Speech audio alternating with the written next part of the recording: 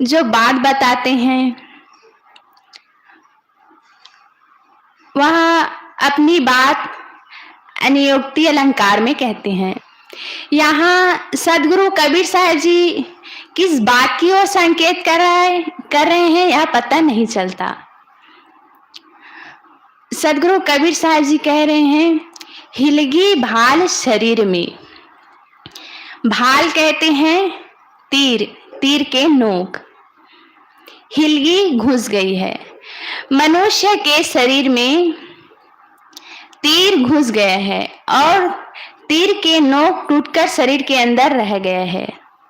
अब वह कैसे निकलेगा? इसे निकालने के लिए चुंबक की आवश्यकता होती है, क्योंकि तीर का जो नोक है वह लोहे का है। चुंबक पत्थर उसके निकट ले जाने से तीर का जो नोक है वह उसके तरफ खींचकर निकल आएगा।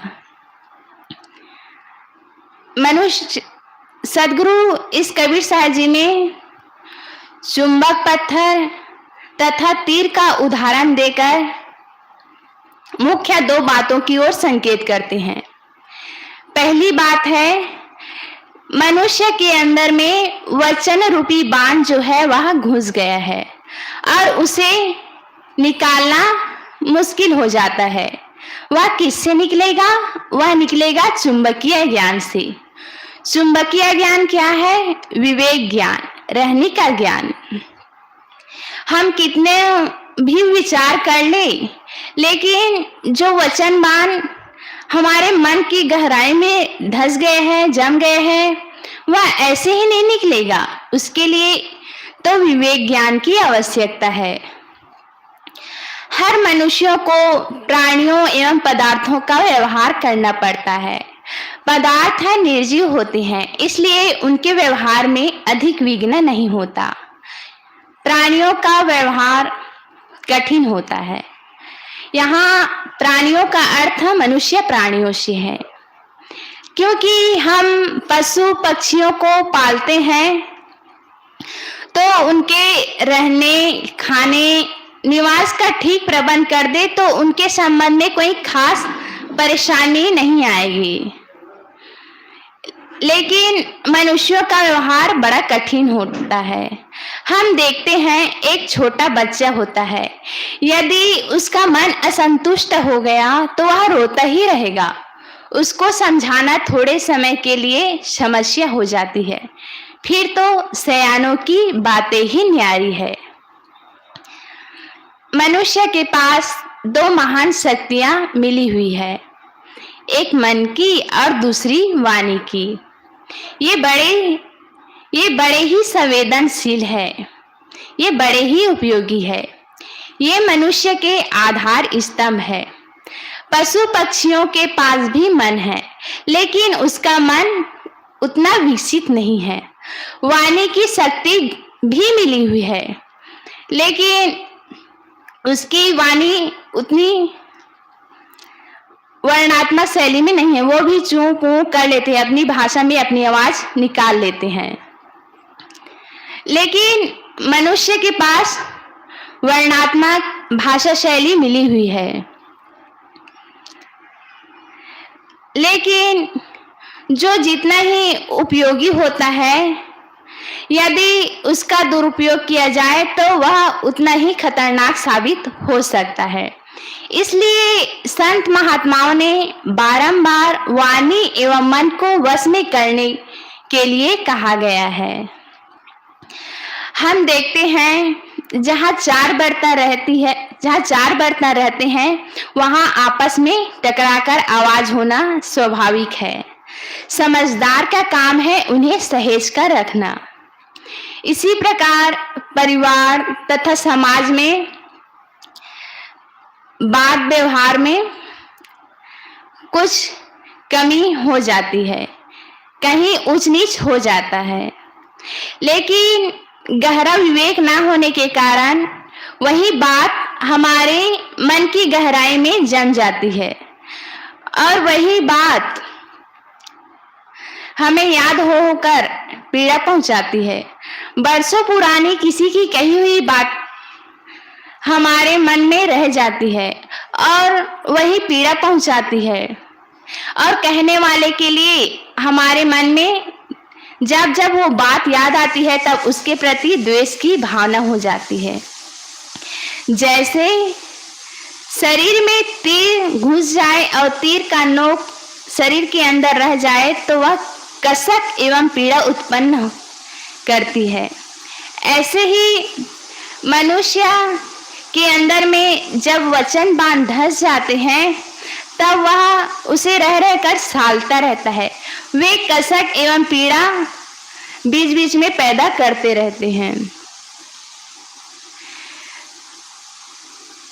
बातें दो प्रकार की होती है, एक तो नित्य के व्यवहार में लगे हुए बात तथा आध्यात्मिक एवं धार्मिक भ्रांतियों की बातें।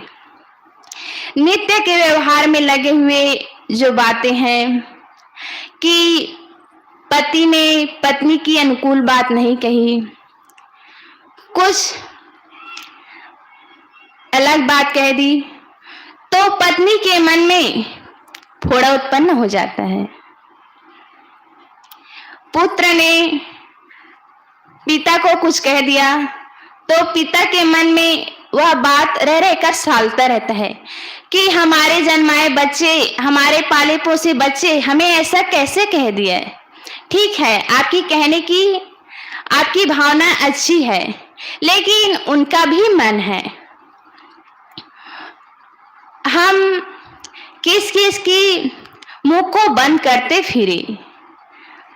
यदि हमें वचन बाण हमारे मन में धसे हैं, जमे हुए हैं, उन्हें निकालना चाहे तो उनके लिए विवेक ज्ञान की आवश्यकता होती है। जब तक हमारे मन में विवेक नहीं होगा, रहनी नहीं होगी, तब तक हमें वचन बाणों से आहत एवं पीड़ित होते रहेंगे। मनुष्यों को जितना तीर तलवार से आहत एवं घायल देखा जाता है, उससे कई ज्यादा वाणी से उसे अस्त व्यस्त एवं पीड़ित देखा जाता है। इसलिए सदगुरु कबीर साहब जी कहते हैं, मधुर वचन है औषधि, कटुक वचन है तीर, श्रवण द्वार हुए संचरय, सालय सकल शरीर। मधुर वचन जो है वह औषधि का काम करता है, और कटुक वचन जो है वह जैसे शरीर में तीर घुस जाए तो दर्द एवं पीड़ा उत्पन्न करती है, वैसे कटु वचन होते हैं। श्रवण द्वार हुए संचरय, यहाँ कान रूपी दरवाजे से प्रवेश होता है। शालय सकल शरीर, और पूरे शरीर में पीड़ा उत्पन्न करता है।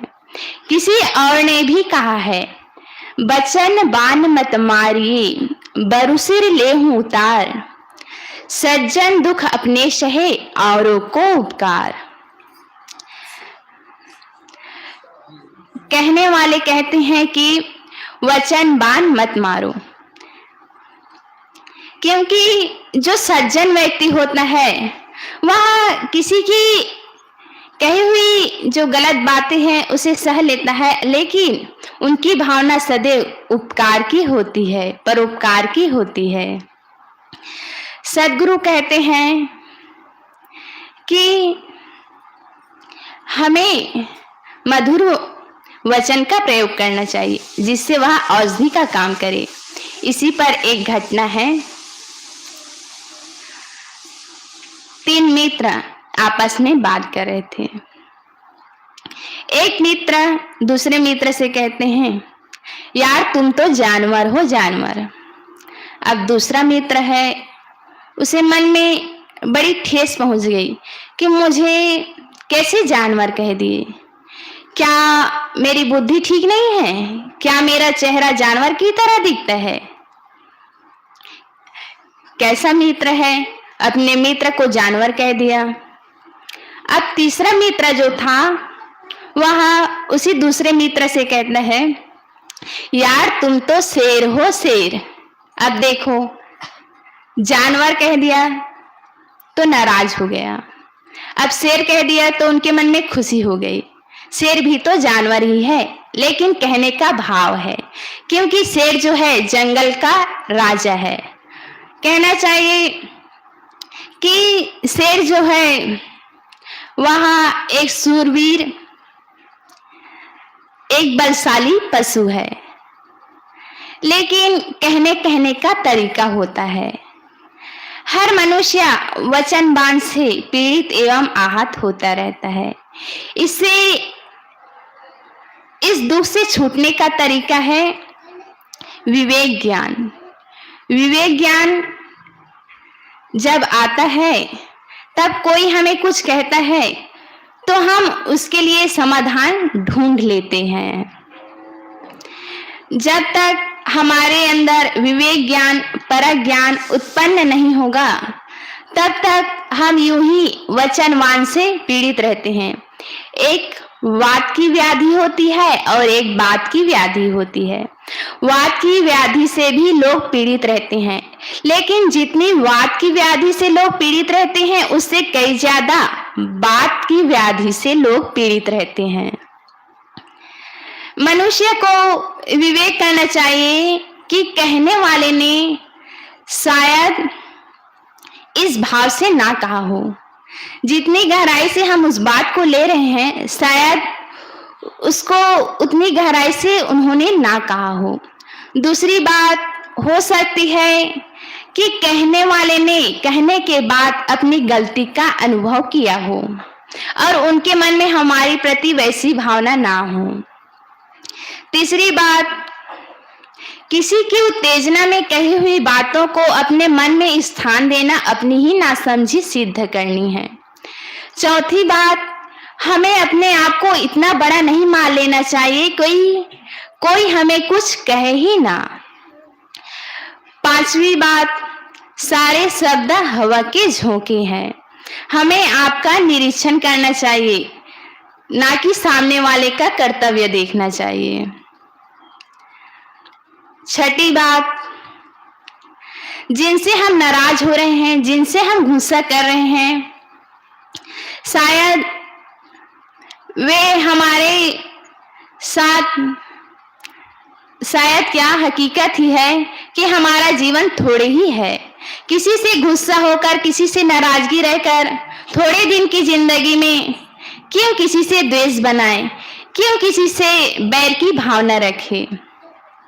आठवीं बात, हमें हर हालत में अपने मन को खुश रखना है।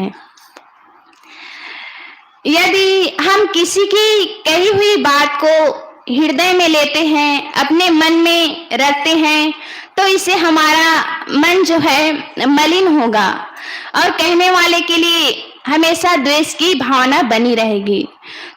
हमें अपने जीवन का सुधार करना है। हम किसी के मुख को बंद नहीं कर सकते। हाँ, हम किसी को सुधार नहीं सकते, लेकिन अपना सुधार तो कर सकते हैं। दूसरी बात होती है, ये तो बात हुई नित्य के व्यवहार में लगे वचनबान। दूसरा होती है आध्यात्मिक एवं धार्मिक भ्रांतियों के वचनबान। देवी देवता, भूत प्रेत, अनेक कल्पनाओं की भ्रांतियां होती है। अनादिकाल से, युगों युगों से यह सुन रहे हैं कि कहीं देवी देवता है, वह हमारा कल्याण करने वाला है। वेदों में लिखा है, शास्त्रों में लिखा है, हमारे गुरु ने कहा है। सदगुरु कबीर साहब जी कहते हैं, गुरु दी हल मोहि थापी हो रमैया राम। ई तो है वेद शास्त्र हो रमैया राम, गुरु दी हल मोहि थापी हो रमैया राम। सदगुरु कबीर साहब जी लोगों से कहते हैं कि ये वेद शास्त्र की बात है, ऐसा कहकर ना मानो। क्या लिखा है, किसने कहा है, यह ना मानो, बल्कि यह देखो कि क्या लिखा है। वेद शास्त्र में लिखा है, ऐसे कहकर ना मान लो। तब लोगों ने कहा कि ये तो वेद शास्त्रों की बातें हैं, हमारे गुरु ने कहा है कि इन पर विश्वास करो, नहीं तो तुम नास्तिक कहलाओगे, नहीं तो तुम नरक में जाओगे। ये सब अनेक भ्रांतियां मनुष्य के दिमाग में बैठी हुई है। इसलिए मनुष्य जो है स्वयं विवेक विचार नहीं कर पाता, उसके दिमाग में धार्मिक भ्रांतियों की बात जो है धसी हुई है। यह कैसे निकलेगा? यह पारा ज्ञान से, विवेक ज्ञान से। इसलिए हमें चाहिए कि जो पारखी संत है, सज्जन है, सदगुरु है, जो विवेकवान है, उसकी संगत करके इन भ्रांतियों से ऊपर उठे, इन भ्रांतियों का त्याग करे। तो मैं सदगुरु कबीर साहब की साखी पर कह रही थी, हिलगी भाल शरीर में तीर रहा है टूट, चुंबक बिना न निकरे कोटि पहन गए छूट। जैसे यदि शरीर में तीर का नोक घुसा हुआ है तो वह साधारण ज्ञान से नहीं निकलेगी, उसके लिए चुंबक पत्थर की आवश्यकता होती है। इसी प्रकार हमारे अंदर में जो बात रूपी तीर शरीर में लगा हुआ है वह विवेक ज्ञान से निकलेगी। इसके लिए साधारण ज्ञान बेकार है, यह साधारण ज्ञान से निकलने वाला नहीं है और यह विवेक ज्ञान से निकलेगा। और विवेक ज्ञान तभी प्राप्त होगा जब हम विवेकवानों की संगत करें, उनकी बातों को सुने, उनके विचारों को समझे, उनके सत्संग को सुने, तभी हमारे अंदर विवेक पैदा होगा और तभी हमारी भ्रांतियां जो है दूर होगी। बस इतना कहकर मैं अपनी वाणी को विराम देती हूँ। बोलिए सदगुरु कबीर साहेब की जय। बोलिए सदगुरु कबीर साहेब की जय, संत समाज की जय। अभी हम शिवप्रिय साहब से बहुत ही सुंदर विचार सुन रहे थे। हिलकी भार शरीर में तीर रहा है चुप। सदगुरु कहते हैं कि हम जैसा बोलते हैं, जैसा हम करते हैं, उसी के अनुसार हमें मिलता है। सदगुरु कहते हैं बोल तो अमोल है, जो कोई बोले जान, ही तराजू तौल के तब मुख बाहर आन। सदगुरु कहते हैं कि जैसे हम बोलते हैं उसे हम हृदय रूपी तराजू में तौल कर ही बोले, क्योंकि अगर हम तौल कर नहीं बोलेंगे, समझ बूझ कर नहीं बोलेंगे तो वह हमें पीड़ा देता है, दुख देता है। कैसी पीड़ा देता है? आइए एक उदाहरण बताऊं। एक मनीराम था, वह जैसा तैसा करता था। एक दिन वहां दुकान गया। अब दुकान वो नमक खरीदने के लिए गया और नमक खरीदने के लिए दुकान गया तो बीच रास्ते में हलवाई का दुकान पड़ा। हलवाई का दुकान पड़ा तो वो खोआ रखा था थाली में, तो उसको देखकर उसके मन में लालच आ गया। लालच आया तो उन्होंने कहा हलवाई से कि खोआ कितने में मिलेगा? तो हलवाई ने कहा, क्योंकि कई लोग पूछते हैं तो कई लोग झल्ला भी जाते हैं, तो उन्हें झल्ला कर कहा कि 2 रुपए में पेट भर। अब वो जो मनीराम था वो सोचा कि 2 रुपए में पेट भर। अब एक थाल खोआ को खा लिया तो उसका पेट भरा नहीं, तो फिर वो दूसरा थाल पकड़ने लगा खाने के लिए। तो जो हलवाई था उसने कहा, बदमाश कहीं के, क्या पूरी दुकान को 2 रुपए में खा लोगे क्या? तो कहा कि 2 रुपए में पूरा दुकान ही साफ कर दोगे? 2 रुपए में पूरा मेरे दुकान ही बर्बाद कर दोगे क्या? तो वो जो हलवाई जो था वो कहा कि 2 रुपए में पेट भर। तो वो 2 रुपए में पेट भर उसको तो मिला ही नहीं, क्योंकि उसका पेट अभी आधा ही हुआ था, आधा पेट भरा था, तो इसलिए वो और खा रहा था। लेकिन वो उसको खाने दिया तो वो लेकर के थाल को लेकर के भाग गया और पैसा भी नहीं दिया। तो जो हलवाई था उसने कहा, बदमाश कहीं का, तुम ऊपर से खोआ भी खा लिए और पैसा भी नहीं दिए और भाग रहे हो। तो जो मनीराम था वो आगे आगे भागा और जो हलवाई था उसको वो था जो पीछे पीछे भागा, क्योंकि उसका पैसा जो दिया नहीं था। अब वो भागते जा रहा था, उधर से एक चौधरी साहब आ रहे थे और वो गधे में तेल का टिप्पा लाद के ला रहे थे। अब रास्ते में चौधरी साहब को भी कई लोग पूछे कि इसमें क्या है, इसमें क्या है, तो सब लोग को बताते बताते वो भी झल्ला गया था। तो इसी बीच में वो मनीराम पूछ लिए कि चौधरी साहब पीपा में क्या रखे हो? तो चौधरी साहब ने कहा कि इसमें जहर है, जहर। तो मनीराम ने सोचा कि एक बूंद जहर से तो मृत्यु हो जाती है और ये तो पूरा 8 टिपा रखा है, पता नहीं कितनों की जान लेगा। अब वो सोच देखा कि यहाँ पे वो खिला विला लाया और सब में जो टीपा था उसको छेद दिया। अब वो जो चौधरी साहब था वो आगे आगे था और गधा पीछे पीछे टीपा में तेल लेके जा रहे थे और मनीराम सब टीपा को छेद दिया। अब छेद दिया तो उसका पूरा टीपा का तेल जो निकलने लगा।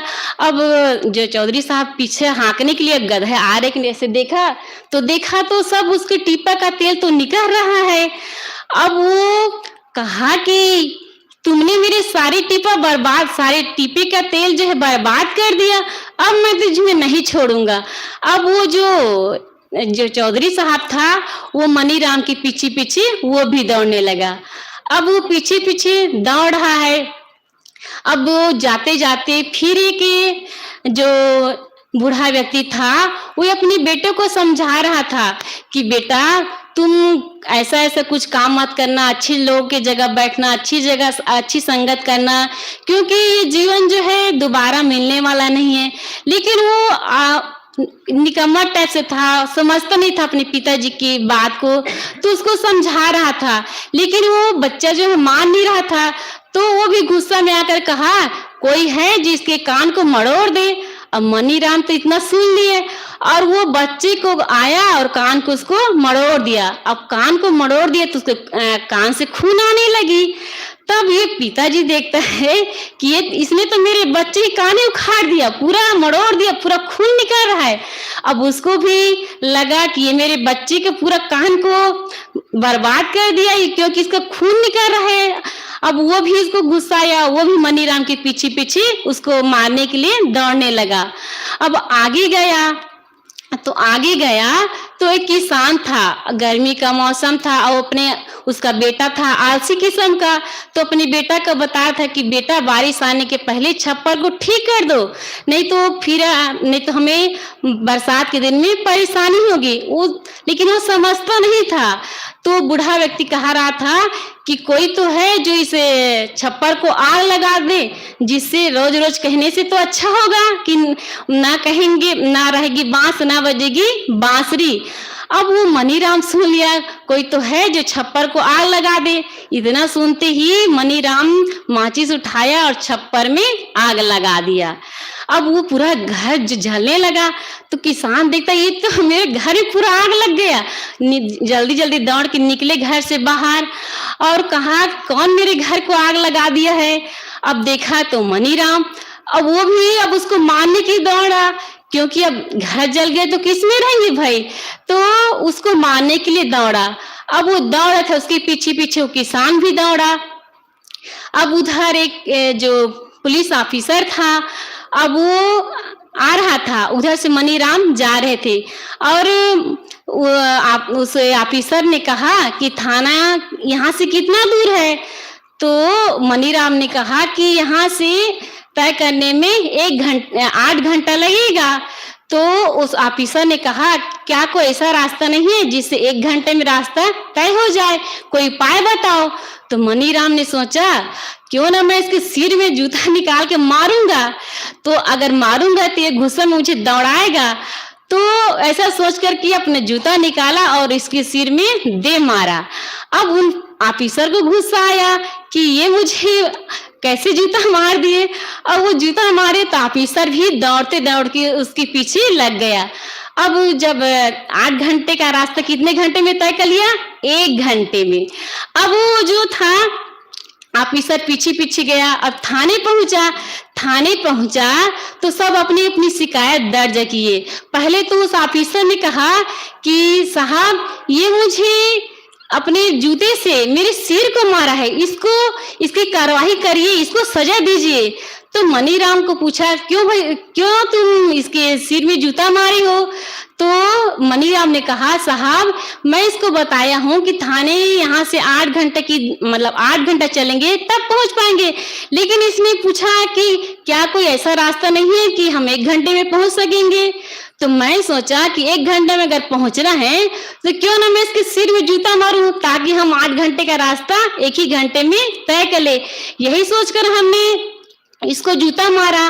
तो आप ऐसा, वो जो थानेदार था, कहा तुमने ऐसा क्यों कहा कि 8 घंटे का रास्ता जो है 1 घंटे में तय करना है, जैसा तुमने कहा था उसी के अनुसार तुम्हें सजा मिली। फिर वो जो हलवाई था वो अपनी शिकायत की कि साहब इसने तो मेरा पूरा दुकान ही बर्बाद कर दिया, इसने मेरा खोआ भी खा लिया और पैसा भी नहीं दिया। तो कहा कि हलवाई तुमने ऐसा क्यों कहा कि 2 रुपये में पेट भर, तुमने जैसे कहा था उसी के अनुसार इसने खाया, तुमने जैसे कहा उसी के अनुसार ये तो खाया, इसलिए तुम इसकी सजा भुगतो। अब वो जो एक किसान था उसको कहा कि तुमने वो फरियाद किया कि इसने मेरे छप्पर में आग लगा दी, इसको सजा मिलनी चाहिए। तो कहा कि तुमने ऐसा क्यों कहा कि छप्पर में आग लगा दो। तो जो किसान था वो कहा कि मेरा बेटा आलसी था, मैं इसको रोज समझाता था कि छप्पर को बनाओ, लेकिन ये ध्यान नहीं देता था। तो मुझे गुस्सा आ गया और मैंने ऐसा कहा। तो ऑफिसर ने कहा कि तुमने कहा था छप्पर में आग लगा दो, इसलिए इसने आग लगाया, तुमने जैसे कहा उसी के अनुसार तुम्हें सजा मिली, इसलिए तुम भी भुगतो। अब वो जो और व्यक्ति था उसने कहा इसने मेरे बेटे का कान मरोड़ दिया था, तो तुमने ऐसा क्यों कहा। तो उसने कहा कि मेरा बेटा था, मैं इसको बहुत रोज समझाता था लेकिन ये मानता नहीं था, कोई भी बात मैं इसे समझाऊं तो ये मेरी बातों पर ध्यान नहीं देता था, अनसुना कर देता था, इसलिए मुझे गुस्सा आ गया और मैंने ऐसा कह दिया। तो ऑफिसर ने कहा जो जैसा कहता है उसी के अनुसार मिलता है, इसलिए सदगुरु कबीर साहब जी कहते हैं बोले तो अमोल है जो कोई बोले जान, ही तराजू तौल की तब मुख बाहर आन। हम जैसा बोलते हैं उन्हीं के अनुसार हमें मिलता है, इसलिए हम अपने वाणी को, अपने बोल को सोच समझ करके बोले, अपनी हृदय रूपी तराजू में तौल कर ही बोले। जैसे अगर द्रौपदी जो है दुर्योधन को ये नहीं कहती कि अंधी का पुत्र अंधा, अगर ये न कहती तो शायद महाभारत का युद्ध नहीं होता। अगर सीता जो है लक्ष्मण को अपशब्द नहीं कहती तो शायद रावण द्वारा उसका हरण नहीं होता। हम जैसा बोलते हैं उसी के अनुसार हमें सजा मिलती है, इसलिए हम अपनी वाणी को सोच समझ कर बोले, हृदय रूपी तराजू में तौलकर भी बोले, तब हमें जीवन में सुख और शांति मिल सकती है। बहुत ही सुंदर विचार। आइए अब हम विचारों की ओर और आगे बढ़ते। हमारे बीच में स्नेहा साहब जी साहब जी उपस्थित है। मैं आपसे निवेदन करती हूँ कि आप अपने विचारों से हम सबको लाभान्वित करने की कृपा करें। साहिब बंदगी ममता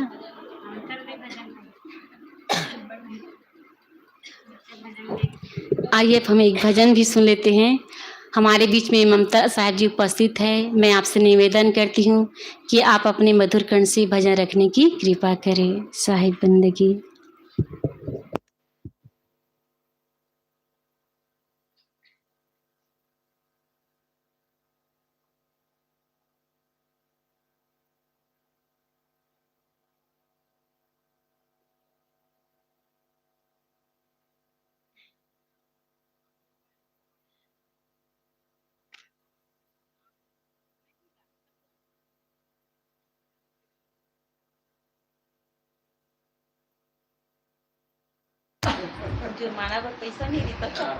बोलिए सदगुरु कबीर साहिब की जय, संत समाज की जय, भक्त समाज की जय। परम पूजनीय साहिब जी, वंदनीय संत समाज, भक्तिमती माताओं एवं भाइयों, आप सबके बीच साहिब जी द्वारा मेरे लिए आज्ञा हुई है। आज्ञा पालन हेतु आप सबके बीच एक भजन प्रस्तुत है। गुरु को सिर पर राखिए,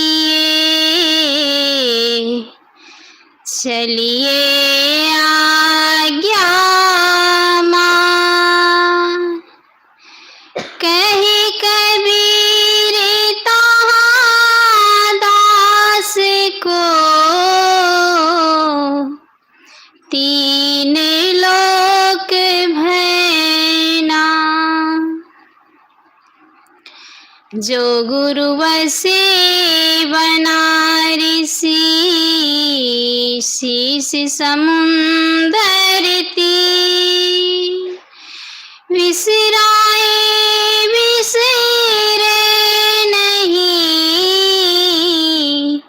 जो गुण होए शरीर। मुझे तूने दाता बहुत कुछ दिया है, मुझे तूने दाता बहुत कुछ दिया है।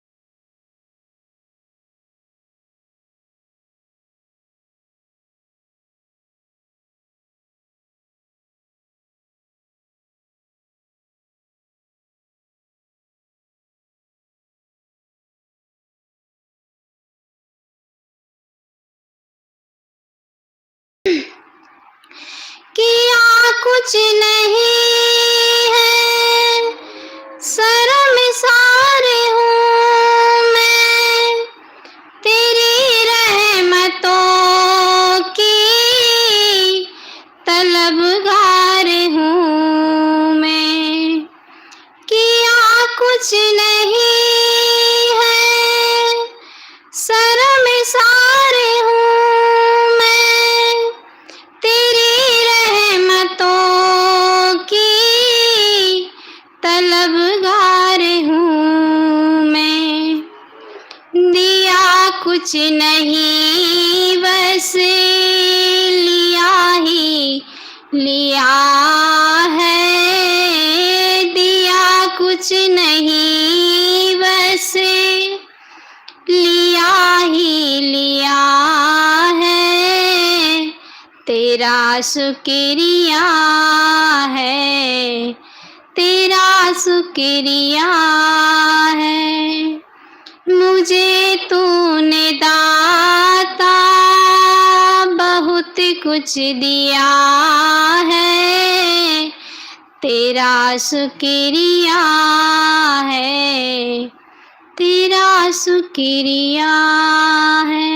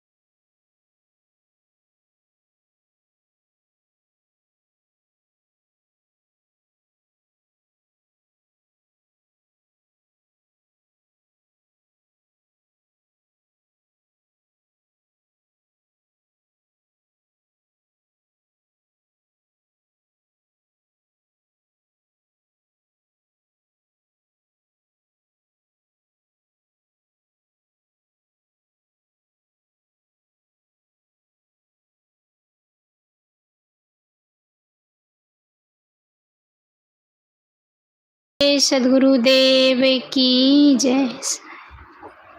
बोलिए सद्गुरुदेव की जय।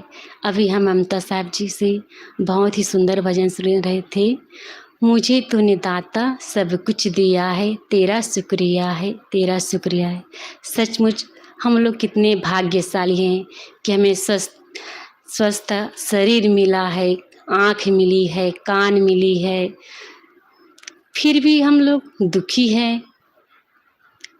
यह जीवन हम देखते हैं, कई लोग होते हैं जिनके एक पैर ही नहीं होते, कई लोगों के 2 पैर नहीं होते, कि कोई किसी को आँख से दिखाई नहीं देता तो किसी को कान से सुनाई देता। कई लोग ऐसे होते हैं जो गूंगे रहते, बोल नहीं पाते हैं। लेकिन हम कितने सौभाग्यशाली हैं कि हमें सुंदर जीवन मिला, हमारा शरीर स्वस्थ है, लेकिन हम उसमें भी भजन भक्ति नहीं कर पा रहे हैं। तो यह कितना बड़े दुख की बात है। आइए अब हम विचार की ओर चलते हैं। विचार रखने के लिए हमारे बीच में स्नेह साहब जी उपस्थित है। मैं आपसे निवेदन करती हूँ कि आप अपने विचारों से हम सबको लाभान्वित करने की कृपा करें। साहित्य जिंदगी।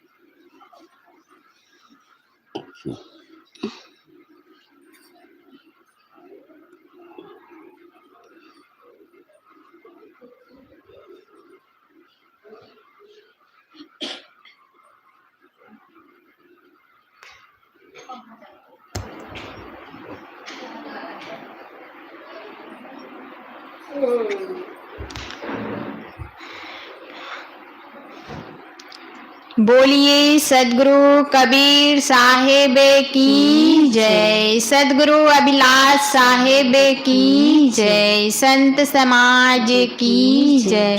भक्त समाज की जय। परम पूजनीय श्री साहेब जी, अर्चनी वंदनीय संत समाज, सत्संग प्रेमी सज्जनों एवं भक्तिमती माताओं, मेरे लिए भी आज्ञा हुई है, सो आज्ञा पर नाथ आप लोगों के समक्ष कुछ देर निवेदन प्रस्तुत है। अभी हम सब भजन और विचारों से लाभ ले रहे थे। मैं भी कबीर साहिब जी की एक साखी पर अपना विचार रखती हूँ। सदगुरु कबीर साहिब जी की साखी है, ई जग जड़ते देखिया अपनी अपनी आगी, ऐसा कोई न मिला जासो रहिए लागी।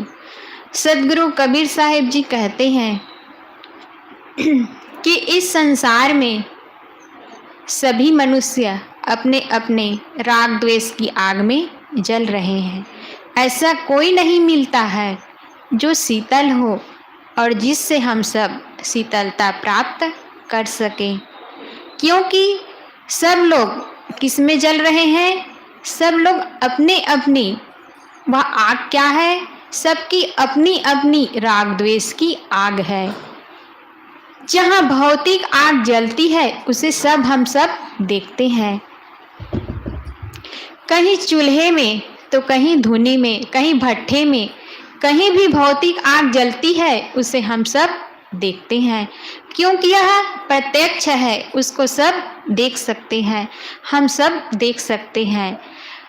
क्योंकि भौतिक आग जलती है उसको तो सब देखते हैं, परंतु जिसके हृदय में और जिसके तन मन में वह कौन सी आग लगती है? वह है राग द्वेष। उसको हम सब कहते हैं काम, क्रोध, लोभ, मोह, ईर्षा। यह मनुष्य के हृदय में वह आग लगती है। इसको हम सब प्रत्यक्ष रूप से नहीं देख सकते, परंतु जिसके हृदय में जितनी मात्रा में वह आग लगती है वह व्यक्ति वही जान सकता है। क्योंकि यह प्रत्यक्ष आग नहीं है, क्योंकि हम प्रत्यक्ष आग जलती है, भौतिक आग, उसको तो सब देखते हैं, परंतु यह जो आग लगती है मनुष्य के हृदय में, वह वही जान सकता है कि उसके हृदय में कितनी मात्रा में वह आग जलती है और लगती है। क्योंकि हम बाहर जो भौतिक आग है उसको हम कम ज़्यादा कर सकते हैं। हम उसको एक दूसरे से भी कह सकते हैं कि यहाँ आग बहुत ज़्यादा लगी है तो इसको पानी से बुझा दो। परंतु जिस व्यक्ति के अंदर, उस व्यक्ति के हृदय में आग लगती है राग द्वेष की, तो हम किसी को नहीं कह सकते कि उसके अंदर में जो आग लगी है उसको कोई दूसरा जाके बुझा दे। वह तो हमें स्वयं ही प्रयत्न करना पड़ेगा, हमें स्वयं ही प्रयास करना पड़ेगा कि हमारे अंदर में वह जो राग द्वेष काम क्रोध लोभ मोह की आग लगी है उसको हम कितना कम कर पाते हैं और हम कितना बुझा पाते हैं। क्योंकि वही व्यक्ति और वही मनुष्य जान सकता है, समझ सकता है, अनुभव कर सकता है, क्योंकि इसे कोई दूसरा न जान सकता है न समझ सकता है। जैसे हम किसी घर में रहते हैं तो उस घर में आग लगती है, तो जिस घर में आग लगती है तो उस घर में जो सामान रहता है वह एक साथ जलकर भस्म हो जाता है। परंतु जब वही आग हर मनुष्य के हृदय में आग लगती है तो वह व्यक्ति वही जान सकता है, वही व्यक्ति समझ सकता है कि किसके हृदय में कितनी मात्रा में राग द्वेष की आग लगी है। क्योंकि जिस घर में 5-6 सदस्य रहते हैं तो वह सबकी अलग अलग आग है, सबकी अलग अलग राग द्वेष की आग है। इसको वही व्यक्ति समझ सकता है और वही व्यक्ति बुझा सकता है। हम चाहे घर परिवार में रहें, चाहे कहीं भी रहें, जिसके हृदय में जितनी मात्रा में आग लगती है वही व्यक्ति समझ सकता है। और चाहे भौतिक आग लगती है तो उसको तो हम सब एक साथ बुझा सकते हैं, परंतु यह जो हृदय रूपी जो आग हृदय में लगती है उसको वही व्यक्ति स्वयं बुझा सकता है, कोई दूसरा बुझाने वाला नहीं है। इसको बुझाने के लिए हमें क्या करना होगा? हम अपने हृदय में देखें, नित्य हम सत्संग करें, स्वाध्याय करें और सच्चे जो सद्गुरु है, संत है, उसका सहारा ले, जिससे हमें वह हमारे हृदय में कितनी मात्रा में और कितना अधिक हम राग द्वेष की आग को जलाते हैं या बुझा पाते हैं उसको हमें समझना पड़ेगा। क्योंकि वह व्यक्ति हमें नहीं बताएगा, जिस व्यक्ति से हम सहारा नहीं लेंगे, गुरु है, संत है, हमारे बड़े हैं, अगर हम उससे सहारा नहीं लेंगे तो हमें पता भी नहीं चलता है कि हमारे हृदय में राग द्वेष काम क्रोध लोभ मोह की अहंकार लगी हुई है। क्योंकि यह आग हम जब बुझाते हैं तभी बुझता है। एक घटना है, 2 मनुष्य एक देवालय में तपस्या कर रहे थे। तो तपस्या करते करते बहुत दिन हो चुके थे, तो उसकी उग्र तपस्या से जो देवालय में जो भगवान थे वह प्रकट होते हैं।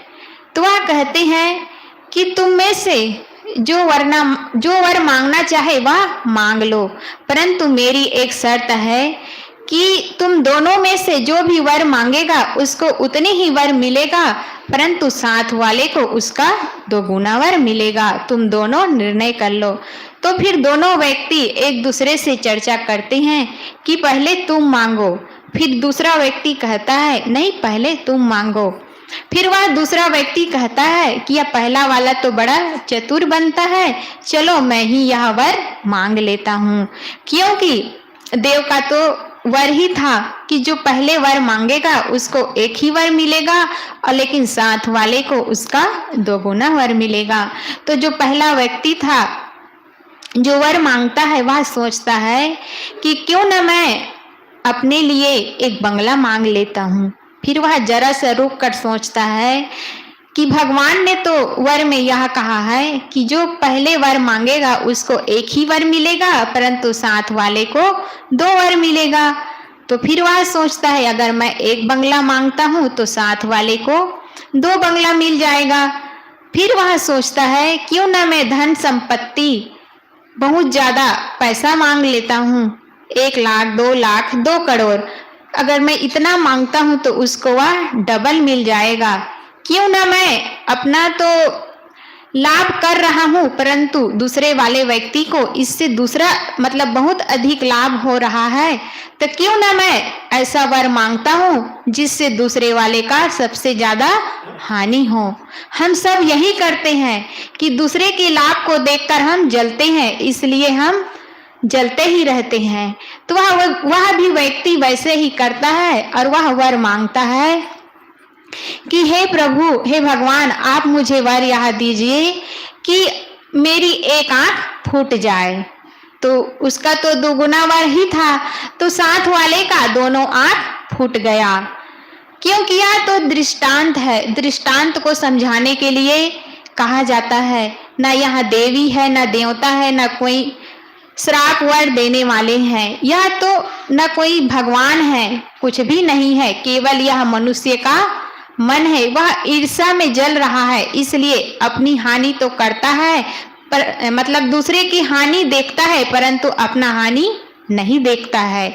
अपना लाभ अधिक देखता है और दूसरे का लाभ नहीं देख पाता है, इसीलिए वह इस संसार में आकर जलता है। हम सब ऐसे ही अपने जो पाए हुए हैं उसको तो पाए हैं, उसका लाभ नहीं ले पाते हैं, और जो नहीं पाए हैं उसमें सोच सोच कर हम मरते हैं। इसलिए किसी ने कहा है, as you sow shall you reap, अर्थात जैसी करनी वैसी भरनी। जो जैसा करता है उसको वैसा फल मिलता है। यह संसार है, यह प्रकृति का नियम है। जो जैसा करता है उसको वैसा फल मिलता है। हम सबको सुंदर आंखें मिली हुई है, हम सबको सुंदर कान मिला हुआ है, हम सबको सुंदर पैर हाथ मिले हुए हैं, परंतु हम भगवान को या प्रकृति को कभी भी शुक्रिया या कभी भी धन्यवाद नहीं करते हैं, परंतु हम उससे इस संसार में आकर जलते हैं। एक ऐसे ही एक आदमी था, वह वृद्ध हो चुका था और अपने पुत्र को हॉस्पिटल से लौटाकर ट्रेन की यात्रा में अपने घर जा रहे थे। तो फिर जो उसका बेटा था वह ट्रेन में बैठे हुए थे, तो वह उसका बेटा जो है वह अपने पिता से कहता है कि पिताजी यह देखिए कि यह जो पेड़ है यह कितने पीछे जा रहे हैं, पीछा हो रहा है। तो उनके पिताजी कुछ नहीं कहते हैं और चुपचाप सुनते हैं। फिर थोड़ी देर के बाद वह आगे ट्रेन चलती है, तो थोड़ी देर के बाद फिर वर्षा होती है, तो वर्षा की जो बूंदें हैं उसके हाथों में पड़ती है। तो वह कहते हैं, पिताजी यह कितने सुंदर बारिश के बूंदे हैं जो मेरे हाथ में आ रहे हैं। फिर वह आगे चलते हैं, फिर कुछ देर बाद फिर कहते हैं, पिताजी यह कितना सुंदर मौसम है, कितने सुंदर दृश्य है, वह देखता है। तो फिर उसके पास एक व्यक्ति बैठा हुआ था, वह कहता है कि आपका बेटा जो है यह पागल है क्या, आप इसे हॉस्पिटल ले चलिए। तो वह जो उनके पिता वृद्ध थे वे कहते हैं कि हम अभी हॉस्पिटल से ही आ रहे हैं, क्योंकि यह जो मेरा बेटा है वह देख नहीं पा रहा था, वह नई दुनिया में और नई चीज़ें को देख रहा है, इसीलिए वह ऐसा अनुभव कर रहा है। हम सब आँख होते हुए भी और कान होते हुए भी और वाणी होते हुए भी हम इसका मूल्य नहीं समझते हैं। हम इस संसार में आकर दुखी और परेशान रहते हैं। क्योंकि हम सब इसकी कीमत नहीं समझते हैं। एक भजन में भी कहा है, भजन करो मस्त जवानी में, बुढ़ापा किसने देखा है। आंखों से तुम अंधे हो जाओगे, दरस तुम कर नहीं पाओगे। क्योंकि हम सब इतना सुंदर मनुष्य जीवन पाए हैं और हम इस संसार में दुखी, परेशान, राग, द्वेष, ईर्षा इसी में जल रहे हैं। इसीलिए सदगुरु कबीर साहिब जी कहते हैं, जहाँ धीर गंभीर अति निश्चल, तहाँ उठे मिलहु कबीरा। सदगुरु कबीर साहब कहते हैं कि जो धीर है, गंभीर है, निश्चल है, ऐसे संत गुरु के पास जाओ तो तुम्हें पता चलेगा। ऐसे सदगुरु के पास जाओ जो जड़ चेतन का भेद समझाते हैं, जड़ चेतन का निर्णय देते हैं, क्या भोग है और क्या मोक्ष है उसका हमें बताते हैं। ऐसे धीर गंभीर निश्चल जो शांत रूप है, आत्मस्वरूप है, स्वरूप स्थिति में स्थित रहते हैं, ऐसे सद्गुरु के पास जाओ तो तुम्हें अपने मनुष्य तन और मनुष्य शरीर का जो कल्याण करना चाहिए उसका तुम्हें पता चलेगा। लेकिन हम सब क्या करते हैं? हम संसार में आकर धन संपत्ति, पुत्र, स्त्री, धन, ऐश्वर्य में हम अपने जीवन को बर्बाद कर देते हैं।